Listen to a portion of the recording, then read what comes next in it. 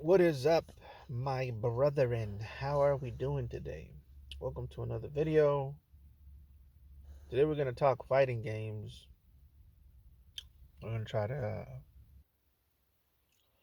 um try to see if we can catch up because I haven't made one of these in a couple of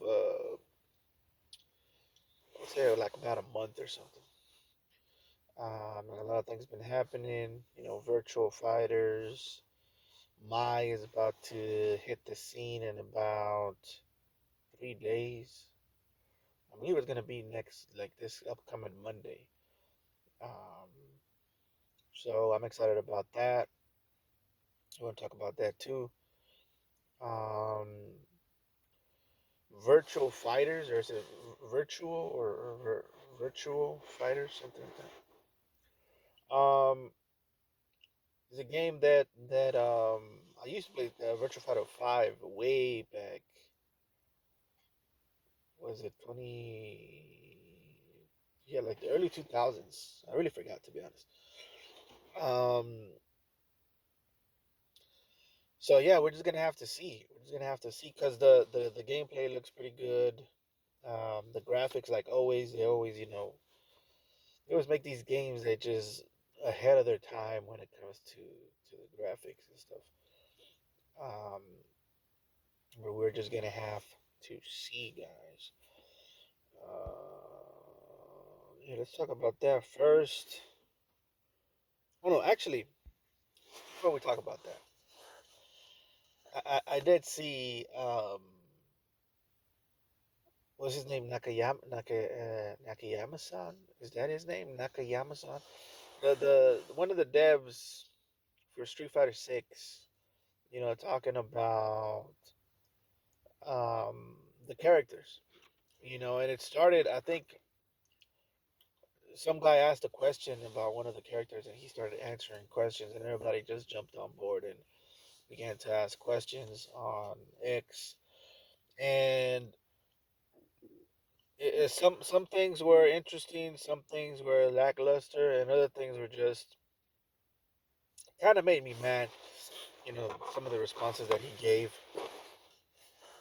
Because like I said, he is the director or whatever, or he's the guy who manages that part of the game. Like he's a developer, the developer, and he knows about what the characters are doing. He's the guy that does that.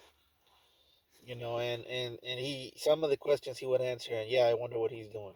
Like, which in a way, as a creator, I appreciate, in a way, because it makes him seem like he's taking it seriously, in a way to where he's actually thinking about, I wonder what I could come up with, or I wonder what he's doing, and you go into your head, and start thinking about that.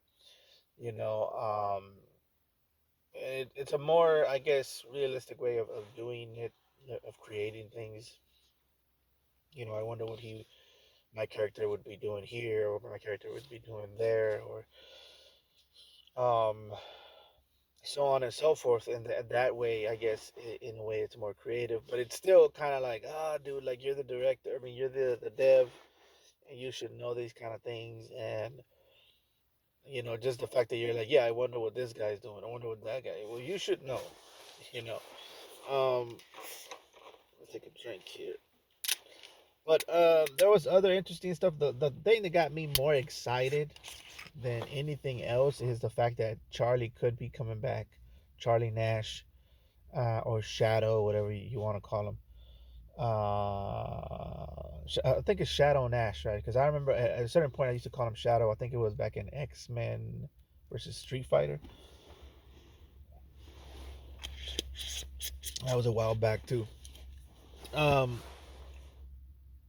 and he's always been one of my favorite Street Fighter characters, if not my favorite Street Fighter characters. Um, the main reason I liked him is just the way he looked. That's usually how it starts with fighting game characters. And I thought he was dressed kind of like a hipster or something, because he had the rolled up pants pants with the boots or whatever and the glasses, and he was like trying to be all hipster.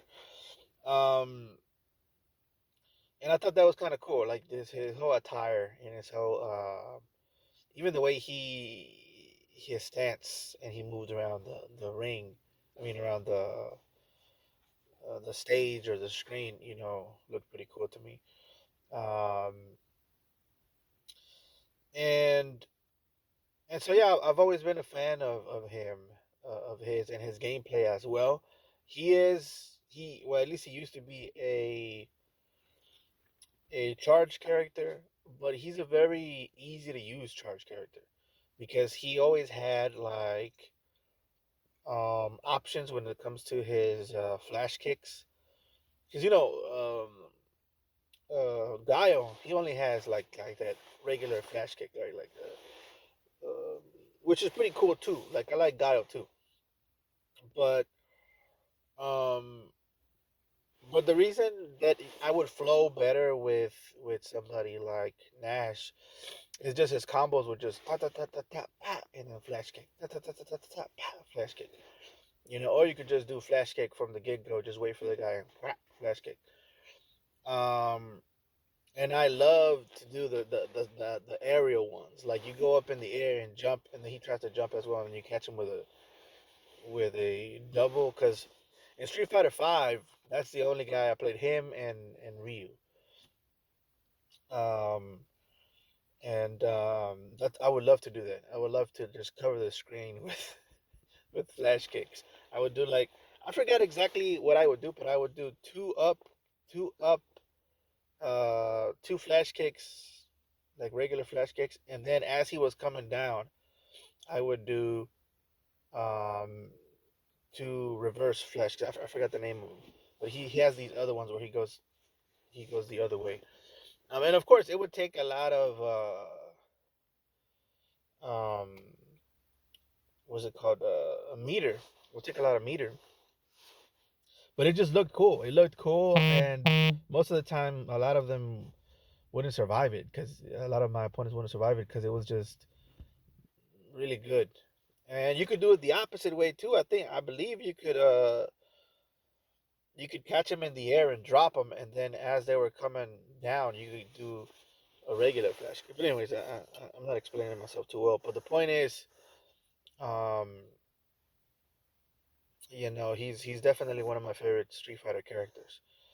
Um, and if he's coming back, because I think Nakayama-san said something about if something only happens once, it might not ever happen again or something like that. And then he says, but if it happens twice, it'll definitely happen a third time. So Charlie Nash, he's like a freaking cat, right? He's died about two or three times or something like that. So I'm pretty sure he could come back, you know, a bunch of at least four more times, right? Um, so we'll just have to see. Maybe he's immortal. And the thing about Street Fighter is like, it's like people don't ever stay dead for that long because I think Gin could be coming back, right?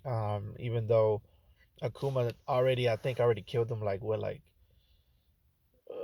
twice already. I think in Street Fighter Five he killed them. I think he killed them.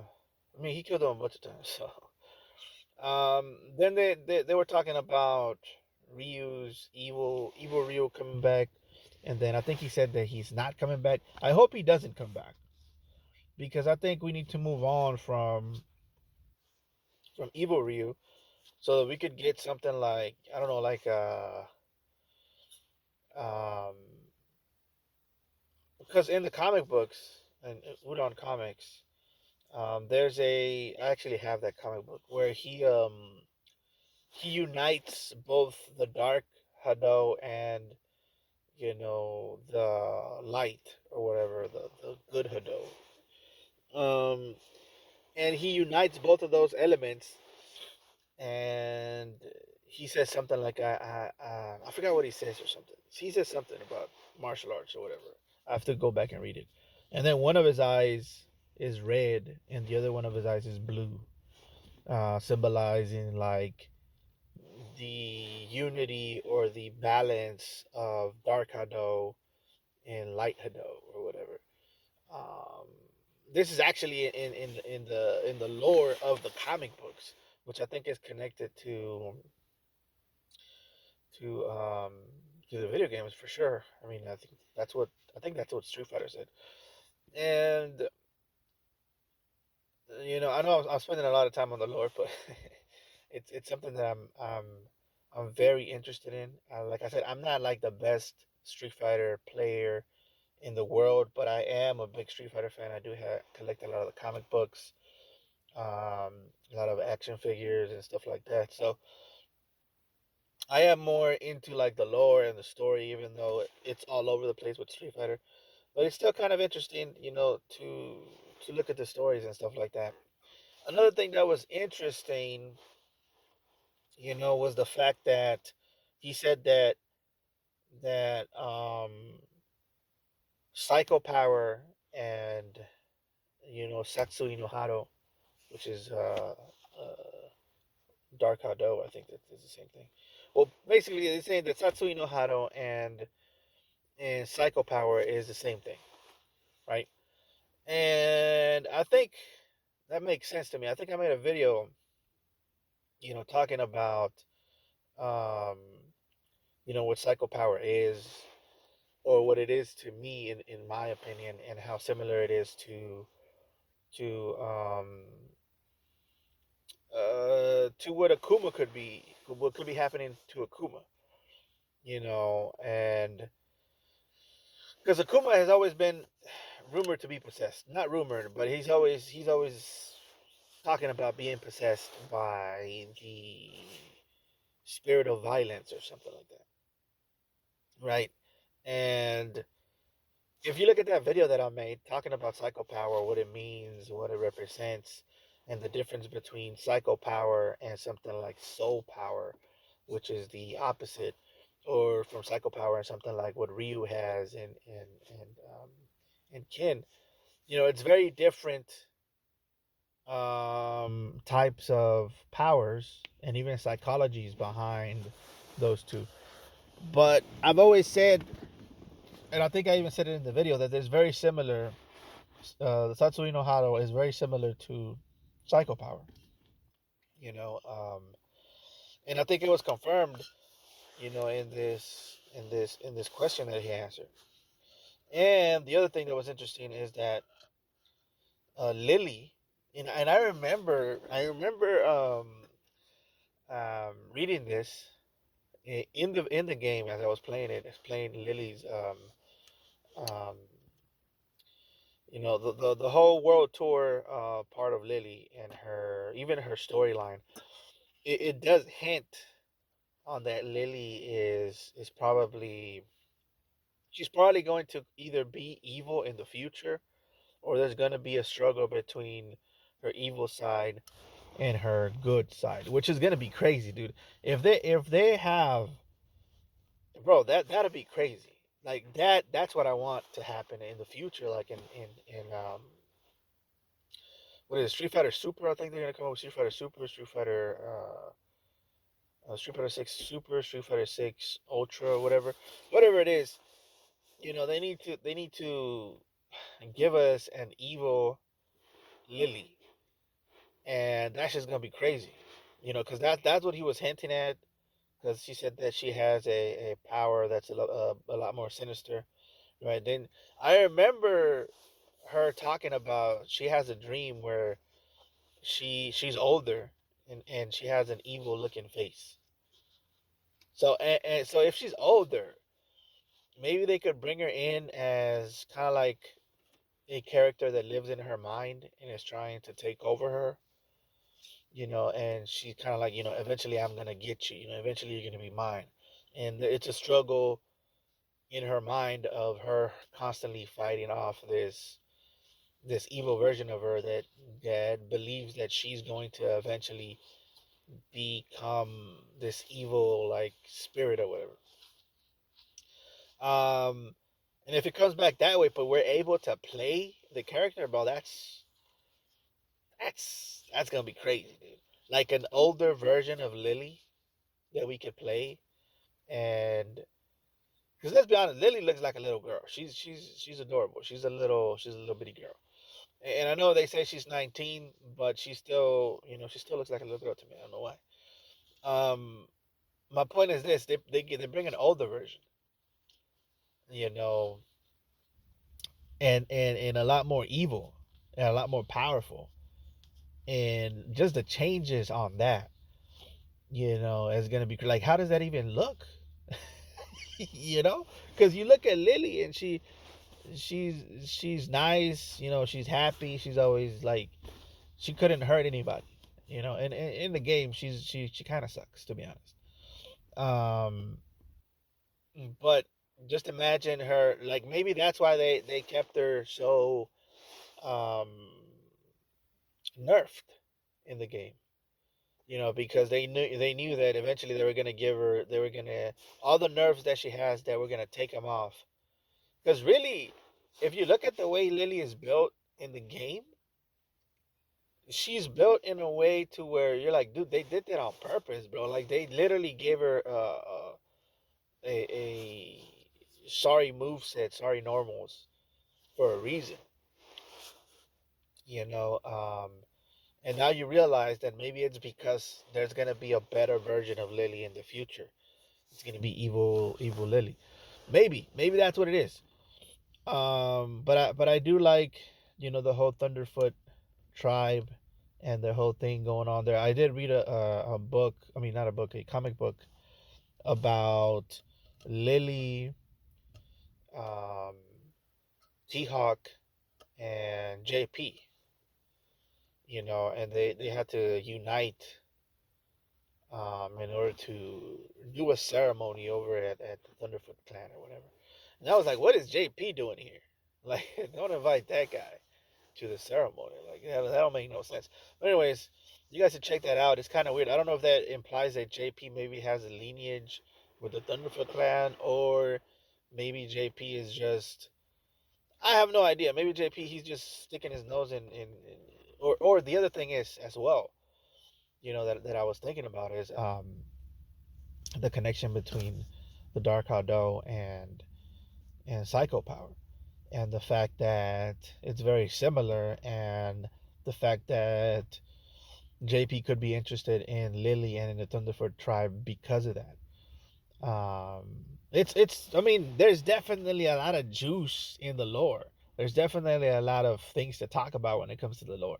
So that's why I guess I already spent a lot of time on this, but um, let's try to move on here to my um, in my from the gameplay and from a lot of the footage that I've seen from people like Maximilian, Roofermonger, and who else?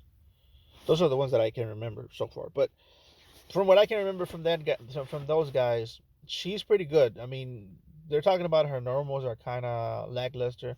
From what I see here in the gameplay trailer, um, she reminds me a lot of another character.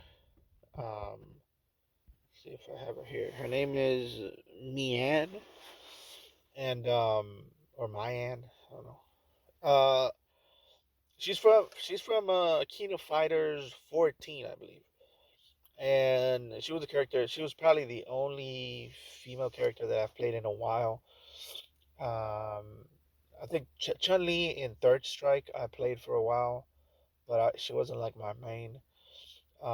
This girl, I guess, in a 3v3, you could call her my main, because King of Fighters, it's a 3v3 and you pick your team, right? And usually I would switch all the other ones, but her I would never switch, because she was just that good, man. She pulled it off for me, or I pulled it off with her, I guess you could say. Um, and she's just very zippity zappity. She's very aerial. She also has a fan. Um, and when I've always wanted another character like this. I remember at the beginning I didn't even know she was a female. I thought it was just a really, tiny little Asian. And it's because she's covering her face all the time. and she was my favorite character in the game. Right, there was other characters that I would switch back and forth, like Terry, and what was the other guy's name? Rikamaru, I think that's his name, with the hair. He was pretty good too, and some other little Asian guy, I forgot his name.